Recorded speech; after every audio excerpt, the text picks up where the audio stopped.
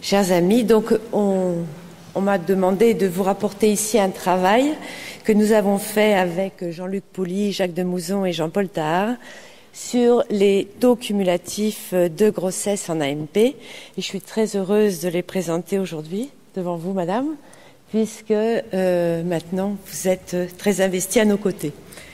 Alors, en fait, les taux cumulatifs de grossesse en AMP récèlent d'une problématique qui est la suivante. Si on part de 100 patientes qui vont démarrer, qui vont rentrer en cycle FIV, et si on étudie les taux réels de grossesse par rapport aux taux théoriques, en fait, sur le cycle 1, si vous avez 100 patientes qui sont rentrées en cycle FIV, on attend à peu près 25%, 25 grossesses en taux réel. Ce qui veut dire aussi en taux théorique, puisqu'on est à la première grossesse de 25 grossesses. Donc normalement, au cycle 2, devrait être attendu 75 patientes, c'est-à-dire 100 moins 25, celles qui sont enceintes.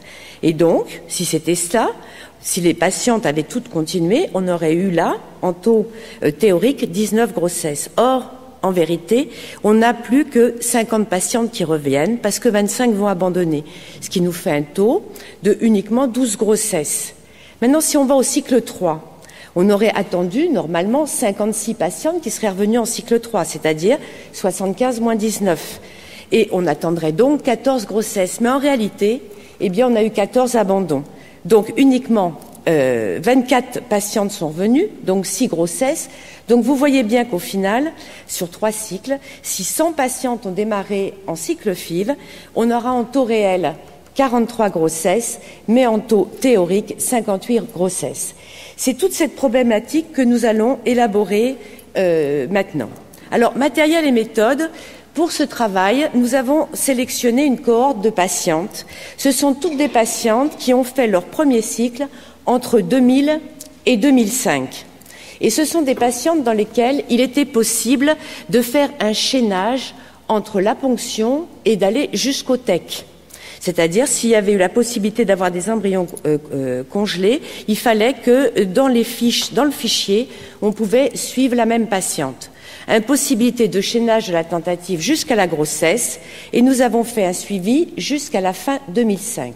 On s'est tenu à ces dates parce que certaines données à l'agence de biomédecine 2006 n'ont pas encore été enregistrées, et donc nous ne pouvions pas faire ce travail sur les dernières années, d'autant que on est presque proche de vous présenter les résultats en taux d'accouchement.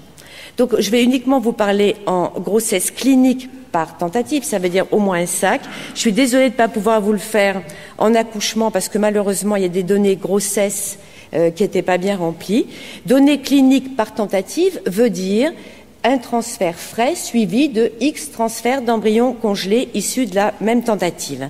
Bien sûr, nous avons sélectionné une seule grossesse par patiente et nous avons fait ce travail en faisant une restriction au centre sur lesquels, bien sûr, les données étaient exploitables. Alors, la cohorte, elle va porter sur 22 781 couples, ce qui nous donne 10 511 grossesses, soit 46% par couple. L'analyse va être faite en taux actuariel. Alors, je vous rappelle ici, le taux actuariel suppose que les couples qui ont abandonné, puisqu'on va faire des calculs, avaient en fait les mêmes chances de succès que ceux qui avaient continué. Donc là, vous voyez que la fourchette est un peu haute. Et on va faire une analyse en taux réel, c'est-à-dire le taux observé pour un même couple au sein d'un même centre en comptant les abandons et les échecs. Donc là, vous voyez que la fourchette est plutôt basse dans les taux, donc il va y avoir un équilibre. On va faire une analyse a priori et une analyse par critère au premier cycle et une analyse multivariée. Alors, quels sont les résultats?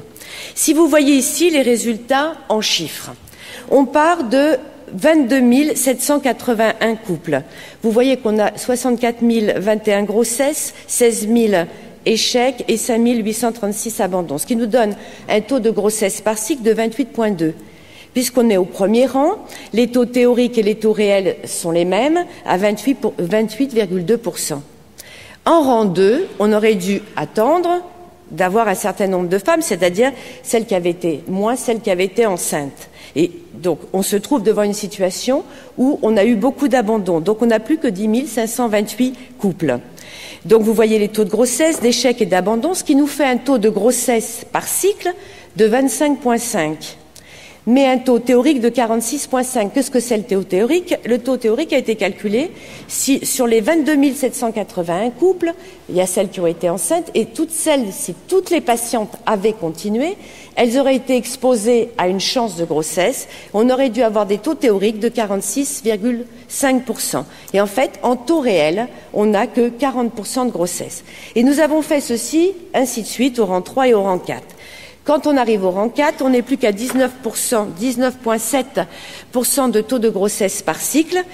On aurait dû être à 66,1 en taux théorique et en fait, on est à 45,7% de grossesse en taux cumulatif réel de grossesse. Pour les rangs 5 et 6, dans la cohorte que nous avons sélectionnée, vous voyez que les effectifs sont trop faibles pour être analysés véritablement et tout le reste du travail va essentiellement s'effectuer sur les 4 premiers cycles. Bon, si on réfléchissait sur la totalité, ça veut dire que normalement, sur nos 22 781 patientes, on aurait dû avoir 81,8% de grossesse en taux cumulatif théorique, mais que malheureusement, on n'en a que 46,1 du fait des abandons.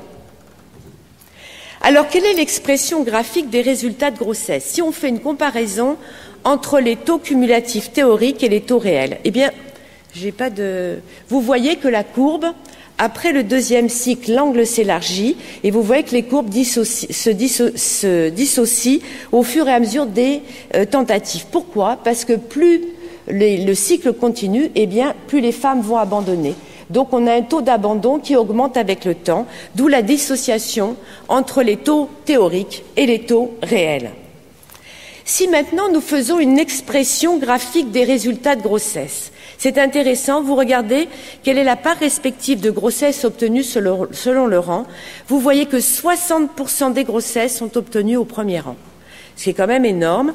Et au deuxième rang, on a un gain de 25%, ce qui fait qu'en taux cumulatif sur la figure de droite, vous voyez qu'au premier rang, on a 61,2% de taux de grossesse cumulatif, bien sûr, qu'en rang 2, on a 86,7%, mais que de passer au rang 2, au rang 3, on a un gain que de 10%, puisqu'on passe de 86 à 96, et de passer du rang 3 au rang 4, nous n'avons un gain en taux cumulatif, bien sûr, que de 4%.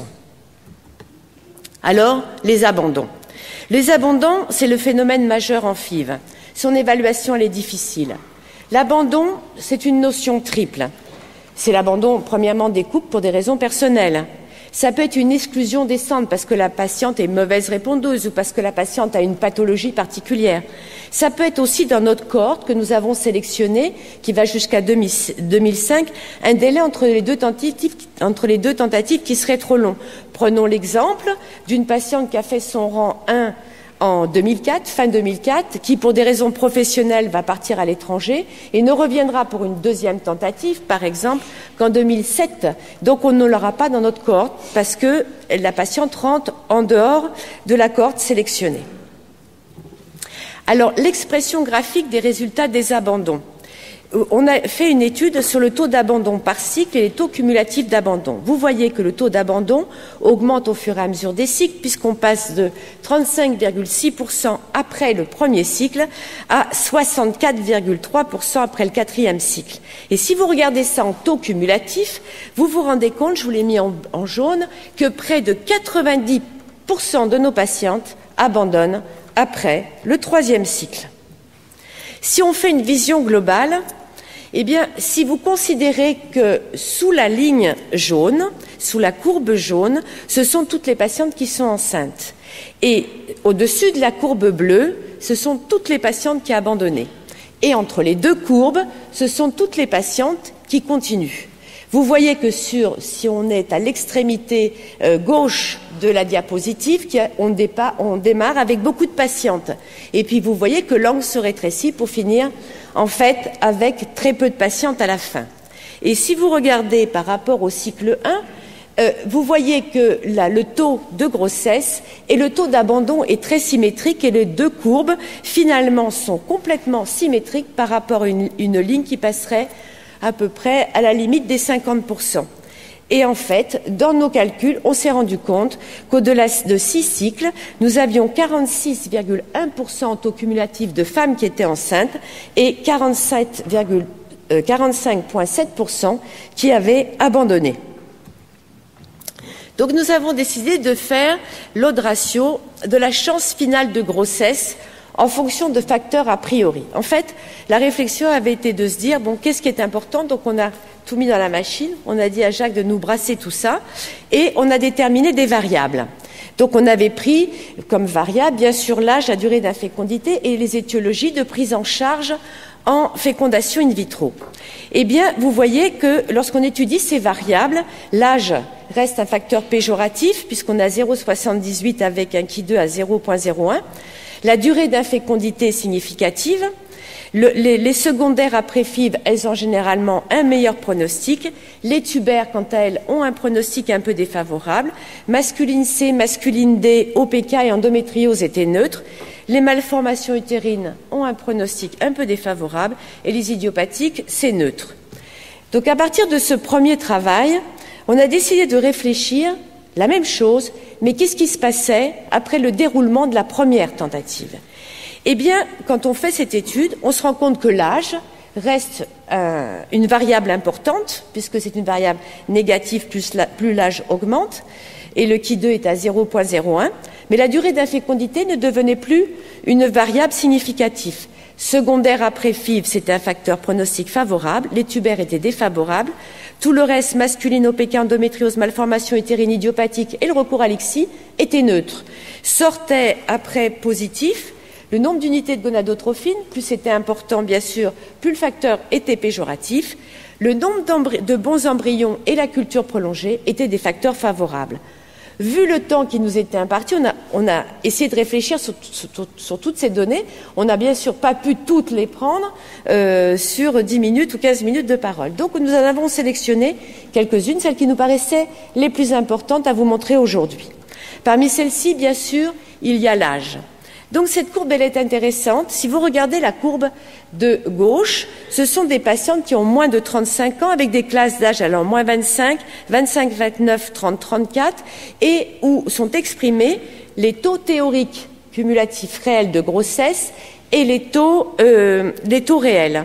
Vous voyez que les trois courbes en taux théoriques sont tout à fait proches, et que les trois courbes en taux réel sont tout à fait proches et divergent selon strictement le même angle. Vous voyez, l'angle aigu entre les deux courbes sont tout à fait pareils. Maintenant, quand on s'adresse aux femmes de 35, 37 ans, 38, 39 ans, ce qui nous a paru étonnant, c'est que l'angle était un peu plus grand et qu'il y avait une dissociation plus nette entre les taux théoriques et les taux réels. Si on va sur la diapo suivante, eh bien, pour les femmes 35, 37, 38, 39, c'est un peu comparable aux précédentes, aux femmes un petit peu plus jeunes. Par contre, chez les 40 ans et plus, eh bien, l'angle se resserre et les taux cumulatifs se rapprochent des taux réels, avec un taux de grossesse quand même en taux cumulatif pour les plus de 42 ans qui reste bas puisque nettement inférieur à 20%. Alors là, cette diapo, elle est imbuvable, donc je vais passer à la suivante parce que c'est un petit peu mieux dissocié. Ce sont les taux cumulatifs en fonction du nombre d'ovocytes que nous avons obtenus à la première tentative. Donc, vous voyez, lorsqu'on a bien sûr les résultats en taux théorique de grossesse cumulatif, les résultats sont d'autant meilleurs que la patiente a eu plus d'ovocytes. Vous voyez la courbe en vert, 15 ovocytes et plus, en rouge 10 à 14 ovocytes, en jaune de 5 à 9 ovocytes. Mais ce moyennant quoi, les courbes vertes, rouges et jaunes sont quand même très rapprochées. Et vous voyez un décrochage très net pour les femmes qui ont eu entre 1 et 4 ovocytes lors de leur première tentative. Et ces résultats sont, quels que soient les résultats des tentatives ultérieures, même si après elles ont bien répondu, si on travaille sur le premier rang, on regarde ce qu'a donné le premier rang et ce qu'ont donné les rangs ultérieurs, eh bien, en taux théorique, les femmes qui avaient eu entre 1 et 4 ovocytes, en taux théorique cumulatif, elles sont nettement inférieures. Et ceci est encore plus vrai en taux réel. Donc là, vous voyez que les courbes, elles s'aplatissent un peu du fait du nombre des abandons, mais les courbes vertes, rouges et jaunes restent quand même très collées. Et vous voyez un décrochage très net pour les femmes qui ont eu, lors de leur première tentative, uniquement entre 1 et 4 ovocytes. Alors, on s'est dit, maintenant qu'on a travaillé sur les ovocytes, on va travailler sur les embryons. Et on a étudié les taux cumulatifs en fonction du nombre d'embryons à la première tentative. C'est toujours ça, hein. On a pris la première tentative, on a enregistré les tentatives ultérieures, et quel que soit le nombre d'embryons que les patientes ont obtenus aux tentatives ultérieures, on a fait un pronostic. Eh bien, vous voyez que là encore, eh bien, plus on a obtenu d'embryons de bonne qualité, plus les taux de grossesse en taux cumulatif théorique sont bons, c'est vrai aussi en taux réel. Et là, de nouveau, nous avons les 5 courbes en gris, bleu foncé, c'est-à-dire de 10 à 10 embryons et plus, 5 à 9 embryons, 4 embryons, 3 embryons, et jusqu'à 2 embryons. Vous voyez que les courbes quand même sont regroupées un peu et qu'on a en fait un décrochage pour les patientes qui n'ont obtenu qu'un bon embryon à la première tentative ou qui en ont obtenu 0. Vous voyez que le différentiel est important et c'est encore plus vrai en taux réel où là aussi les courbes s'aplatissent. Vous voyez qu'elles sont plus plates du fait des abandons aussi et que vous voyez que les 5 premiers groupes sont ensemble et que nous avons un décrochage net pour les patientes qui avaient obtenu lors de la première tentative uniquement 1 ou 0 embryon. Alors l'idée a été de se dire mais qu'est-ce que donnent les mauvaises répondeuses jeunes qui ont eu entre 0 et 4 ovocytes à la première ponction? Eh bien l'idée a été de les comparer à des femmes jeunes aussi mais qui avaient bien répondu et de les comparer à des femmes plus âgées.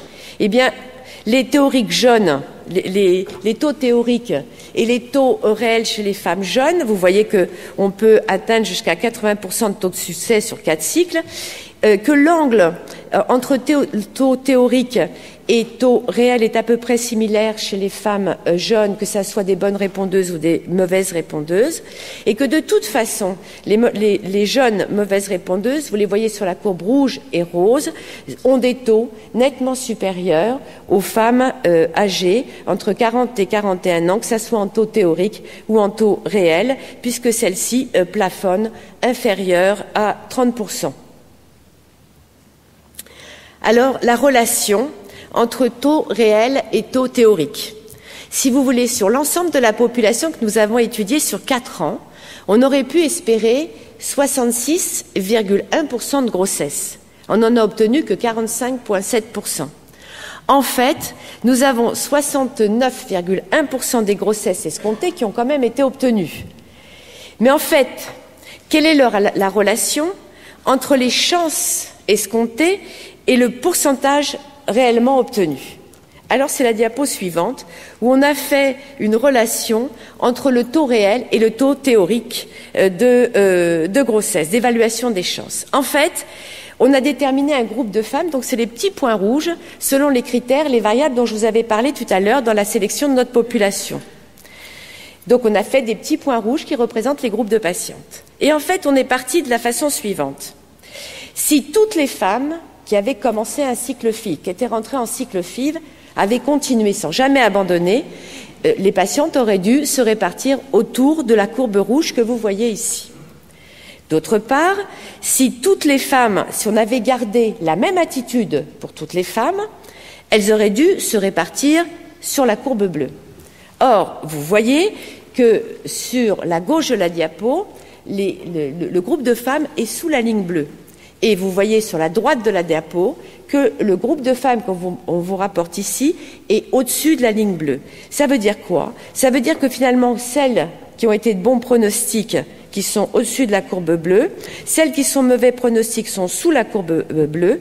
Et en fait, ça veut dire qu'on a été raisonnable et que quelque part, on a fait preuve de bon sens. C'est-à-dire qu'on a insisté chez les patientes qui répondaient bien et on a abandonné, vous le voyez, sur les patientes qui avaient une moins bonne réponse. Alors en conclusion, quand vous avez un couple qui rentre en FIV, on a un taux cumulatif réel de grossesse clinique qui est de 45,7%, alors que le taux théorique sur 4 cycles aurait dû être de 66,1%. On a un différentiel en taux cumulatif de 20%, ce qui correspond aux abandons.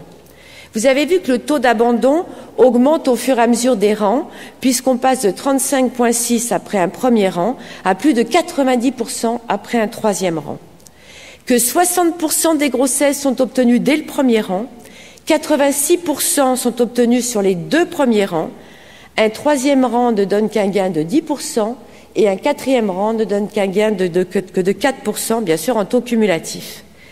Au fil des rangs, le taux d'abandon augmente, il est à peu près similaire au taux de grossesse, et que les variables pronostiques importants comme l'âge, le nombre d'ovocytes et le nombre d'embryons top qualité obtenus, eh bien on se rend compte que quels que soient les résultats ultérieurs du cycle, en fonction des résultats que vous avez obtenus au premier cycle, vous avez un pronostic, et si le premier cycle a été de mauvais pronostic, avec moins de 5 ovocytes, on peut espérer un taux cumulatif réel de grossesse inférieur à 30%. Et si vous avez eu entre 0 et 1 embryon, on peut espérer un taux cumulatif réel de grossesse inférieur ou égal à 20%. Donc c'est des facteurs pronostiques très péjoratifs. Que les mauvaises répondeuses jeunes ont des taux cumulatifs de grossesse réels, en taux réel, supérieurs aux femmes âgées, et que la comparaison de cette étude entre les taux réels et les taux théoriques nous a montré que la plupart des centres avaient une attitude sélective, tout à fait raisonnable, avec une persévérance dans les bons cas et des abandons dans les autres cas. Je vous remercie.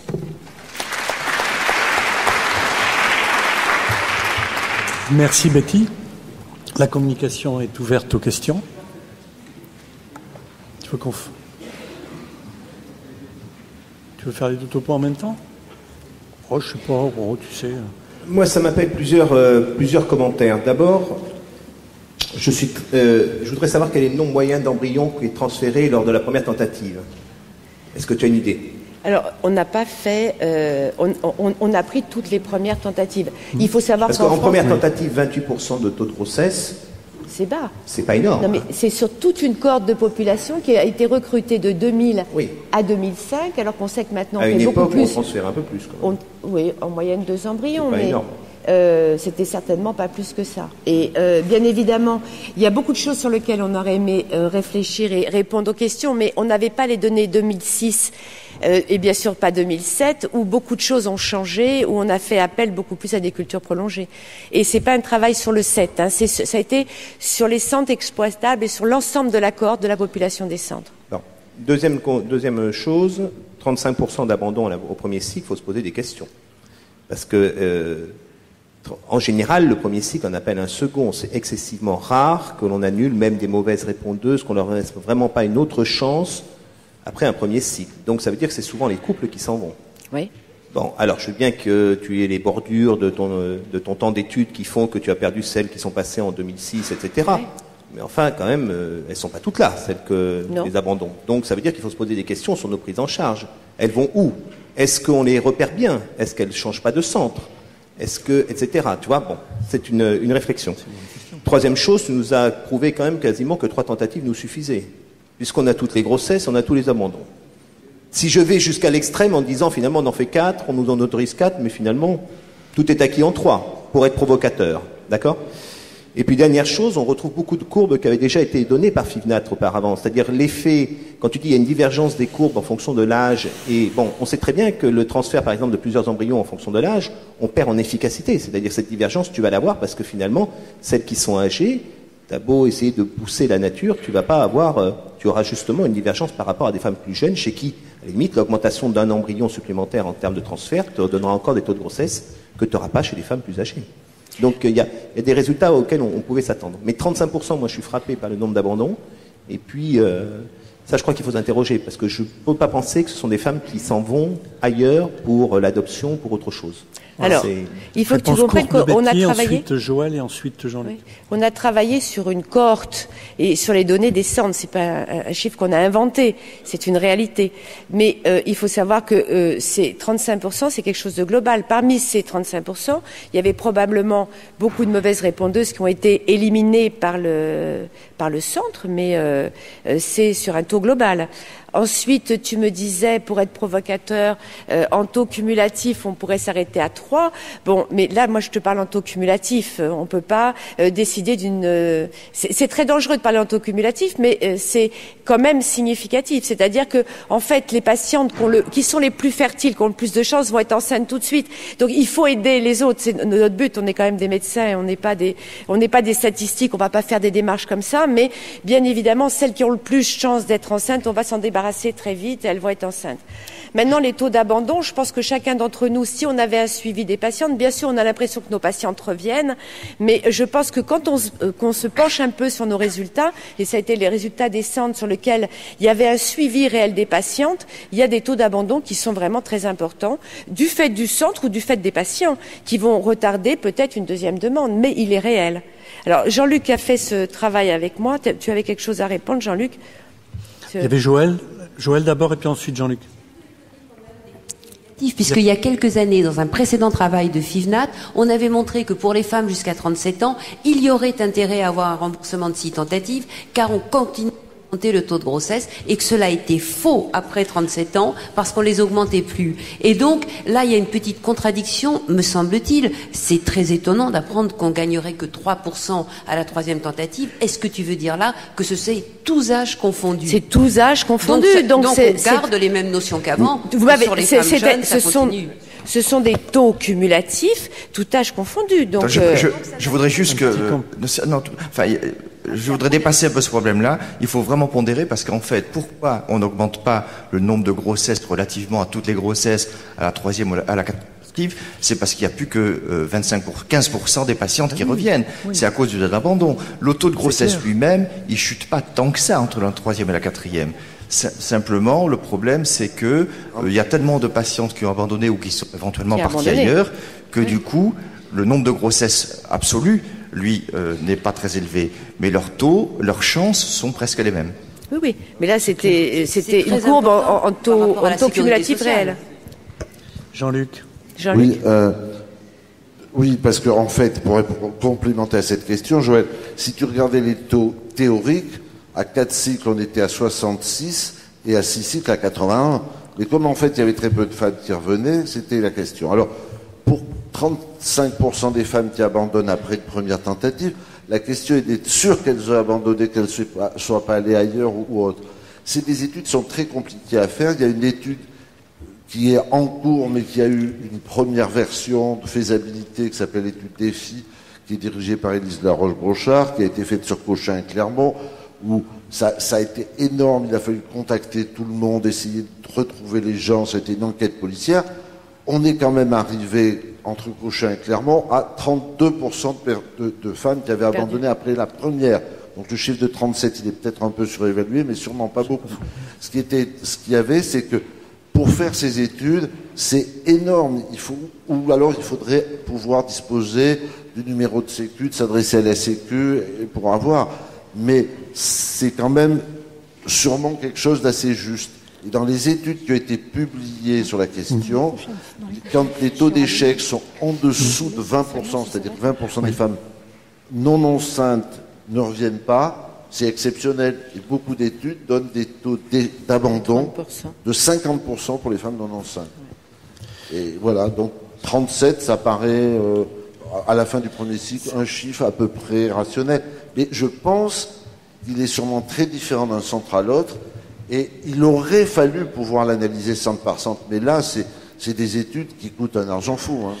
Mais pour reprendre le propos de Jean-Luc, c'est vrai que ce chiffre n'est pas si choquant que ça. Si vous vous référez au travail récemment publié de l'analyse des causes d'abandon de l'équipe de Jan Kremer en Hollande, vous allez voir que les chiffres qui sont annoncés sont relativement élevés. Et pourtant, on est dans un pays où on pourrait penser que la pression médicale, enfin je veux dire, la problématique de la prise en charge est un petit peu différente de ce qui se passe chez nous. C'est pas du tout, les chiffres sont élevés. Juste une remarque, c'est que À propos de ce différentiel qui s'accentue pour les femmes âgées et qui est plus visible, c'est ce que tu rapportais. Est-ce que ça ne traduit pas justement plus simplement la logique de l'affaire, c'est-à-dire que plus la femme est âgée et plus le risque d'abandon est élevé, tout simplement. Mais il y a une certaine logique à ça, puisque c'est peut-être ça qui fait que finalement les patientes qui ont vraiment le moins de chance vont être éliminées. Elles vont s'éliminer ou être éliminées, ça c'est encore une autre affaire. Elles vont être éliminées. Voilà. Et c'est d'autant plus net chez les femmes de 41 ans. Oui. 41, 42 ans. Alors on va aborder, merci Betty,